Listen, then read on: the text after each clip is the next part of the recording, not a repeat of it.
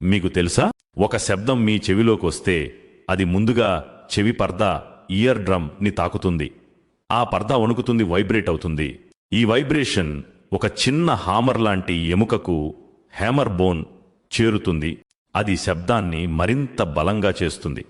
అక్కడ్నుంచి ఈ వైబ్రేషన్ ఒక గోంగూర ముడిలాంటి ఆకారంలో ఉండే భాగం కోక్లియాకి వెళుతుంది. ఇందులో వేలాది సూక్ష్మమైన జుట్టులాంటి కణాలు, హెయిర్ సెల్స్ ఉంటాయి. ఇవి ద్రవం కదలికను ఎలక్ట్రిక్ సిగ్నల్స్గా మార్చి నరాల ద్వారా మెదడుకి పంపిస్తాయి.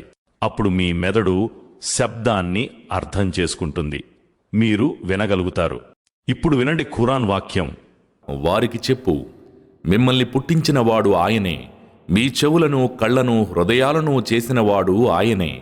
మీరు కృతజ్ఞతలు తెలిపేది మాత్రం చాలా తక్కువ. ఖుర్ఆన్ సూరహ్ 67 ఆయత్ 23.